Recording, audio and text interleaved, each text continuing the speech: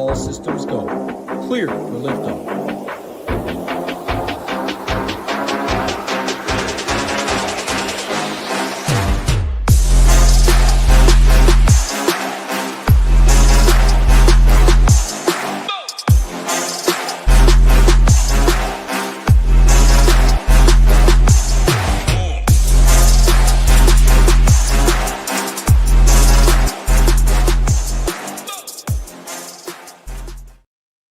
Good evening and welcome to this week's NASCAR Quick Hit here for SHIPIT Nation.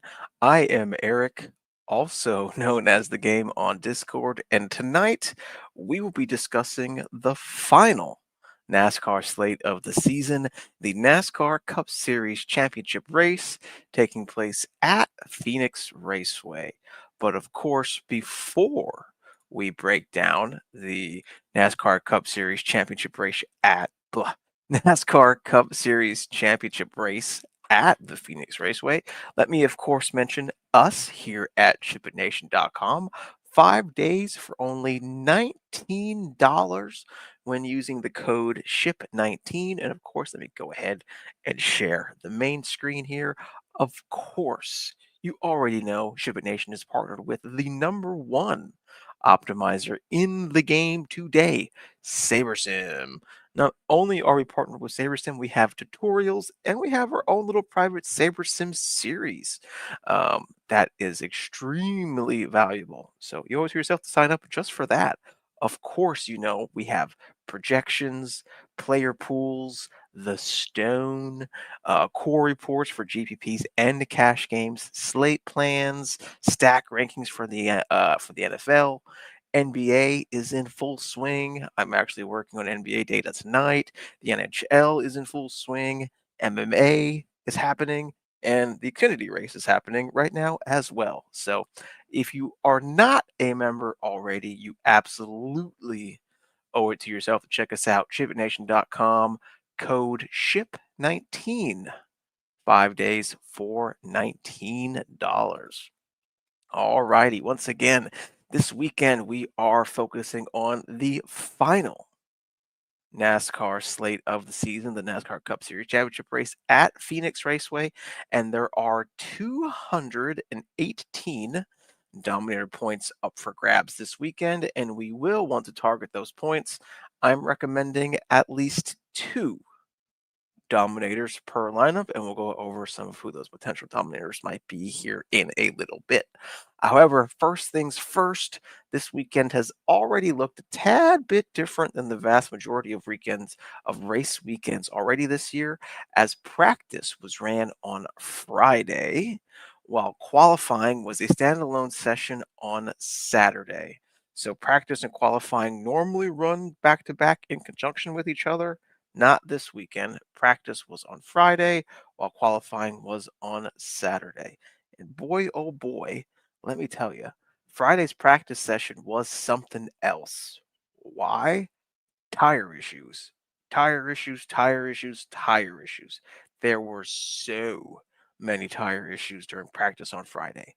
Now, I personally do not think we will see similar tire issues on Sunday because the teams had, you know, all day Saturday to figure out how not to have that happen, right? So I do not believe we will have similar tire issues on Sunday, but I did want to go over everybody who did have tire issues on Friday, just so you were aware of that.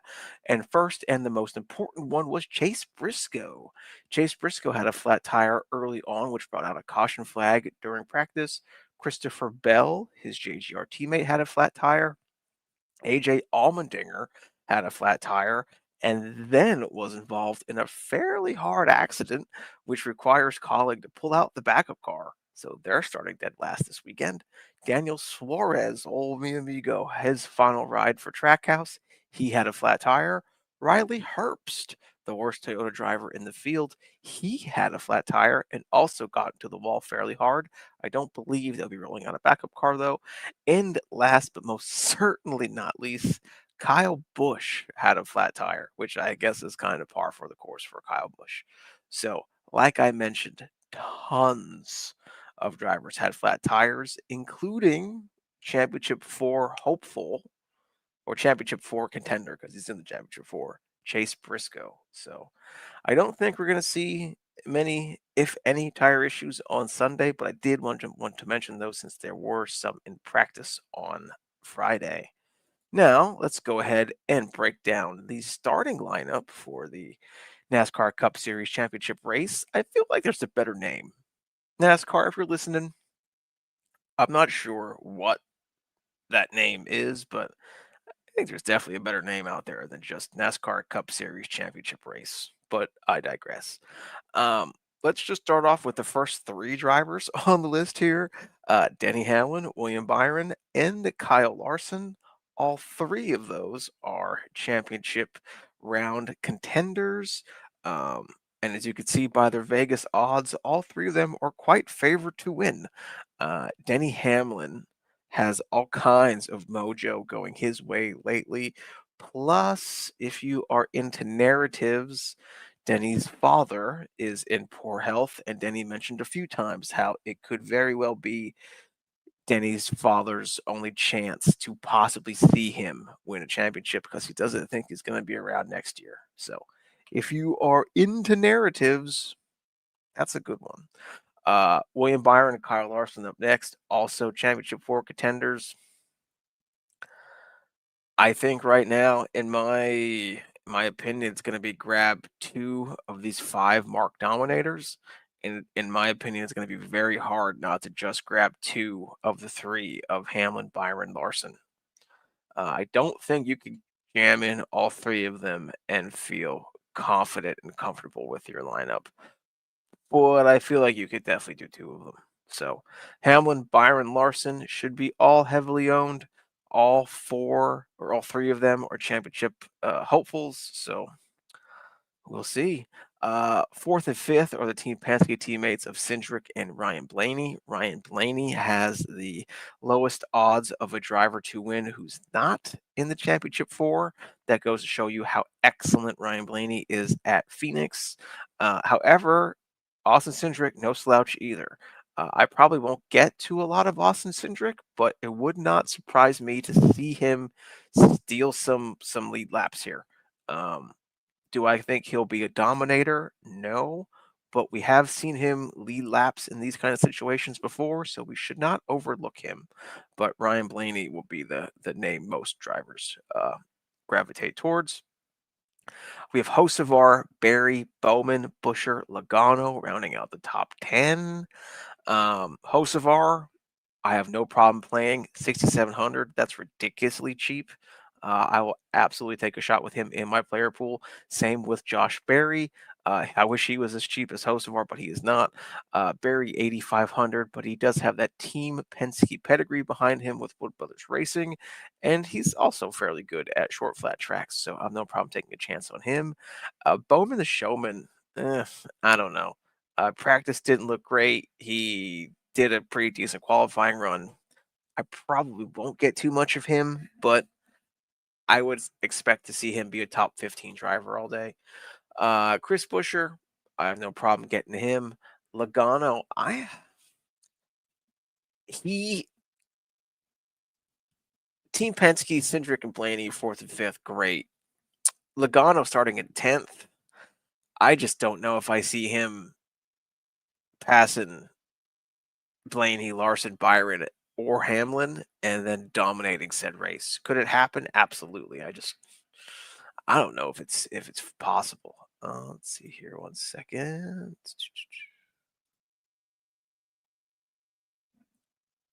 Got notifications, so to make sure I didn't miss anything in the chat, and I didn't because I'm covering NBA tonight, as mentioned before. 11th, we have Kyle Busch. I've been off of him for a while. I'll probably be off of him here and watch this will be the race he does good. It's just he's had a rough season. The final Championship 4 hopeful, Chase Briscoe, is 12th. I have him marked as a potential dominator as well because he is Championship 4 hopeful, or contender, rather. I keep saying hopeful, Championship 4 contender. And I do anticipate him working his way towards the front of the field by the end of the race. if he can get out to lead, there is no reason why he can't dominate a portion of this race. So, love Chase Briscoe. He just has a little bit of a higher hill to climb versus the other three, but I still think he can do it. Ross Chastain up next. No problem taking a chance on him. Mi amigo Daniel Suarez. He had a flat tire on Friday, but he's going to run and not need a backup car or anything like that. It is Suarez's last race at Trackhouse Racing. So um, expect to see him try to end on a positive note with Team Trackhouse. And Trackhouse has been very, how should I say it? Very cool with Daniels leaving. I think they have a special paint scheme on the car, and they did some cool social media posts. So, Mi Amigo's tenure with the Trackhouse is coming to an end Sunday at Phoenix. Eric Jones, he's probably going to be a pass for me, even though he looked decent in practice. He's just had a rough season. Ricky Stenhouse Jr., no. Chase Elliott, like him, I wish he was in the playoff for so he could have extra motivation, but I did like him. He did have some tire issues towards both ends of his practices. Blah. Towards the end of his practice runs on Friday. Not a flat tire, though, but trending that way. So just be aware of that. Noah Gregson, that's a no for me, dog. Brad Keselowski, you know what? That's a no for me. I've played him a lot this season, and I don't think he's ever come through for me. So I'm taking a pass on him. Christopher Bell, if you can get to a 10-2 Christopher Bell at 20th, sure, take the chance. You have to think he has potential to be a top 5, if not a winning car. I just don't know if you're going to get to him with those other 3 starting in the top 3. It might be hard. Ryan Preece, he's been a yes all season. He will continue to be a yes on Saturday or on Sunday for me. Zane Smith, if I need a driver, $6,300 for the final spot, I got no problems taking a chance on Zane. Bubba, I'll take a chance on Bubba. Reddick, I'll take a chance on Reddick. Ty Gibbs, Ty Gibbs was fastest in single lap sessions, and then came out with a 25th place qualifying effort. He has not had the best of seasons. Phoenix has not treated him the best, but I will take a shot on Ty Gibbs at being only 6,800. That's dirt cheap, so for sure. Austin Dillon, that's a no for me, dog. Cole Custer, that's a no for me, dog. John Hunter Nemechek, yeah, I might take a chance. I've had a soft spot for John Hunter over these past couple weeks. He has shown some signs of speed. Not really any signs of speed here, though, but price is right, 5,700. If you're jamming in those high-end drivers, you might need to dip down that low. So I got no problem taking a chance on John Hunter. Justin Haley, this is his last ride in the Cup Series for the foreseeable future, as he's going back to the trucks next season. That's going to be a no for me. Todd Gilliland, I'll take a chance on Todd. He normally seems to do better than where he qualified, so I'll take that chance at only 5,600. SVG, this is an interesting one. He has been trending upwards on ovals recently. Now,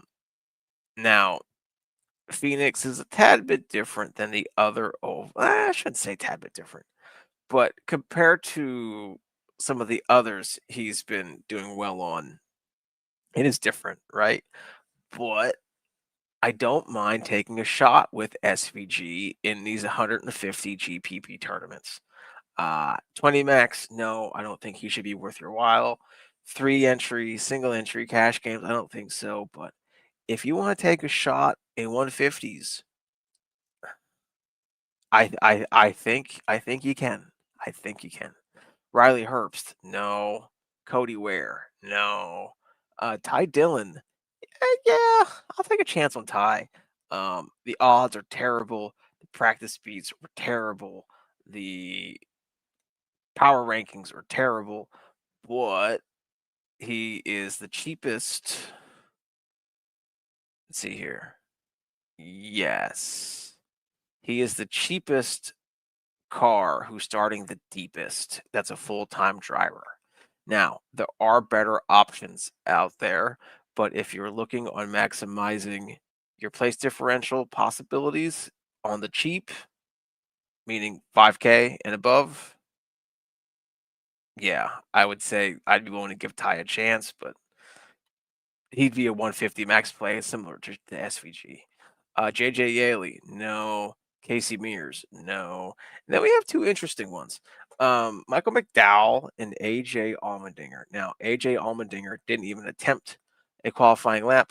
He team was still getting the backup car prepared, so he skipped qualifying altogether, and he will be starting dead last and will be scored from dead last. So, only positive points possible for the Dinger on Sunday. But Michael McDowell, he just didn't have a great lap, right? So I don't mind taking a chance on Michael McDowell just because the C minus and the D stick out when you're down here in all these reds for the power rankings. But I don't know. It's not often he qualifies that poorly. So maybe buyer beware on Michael McDowell.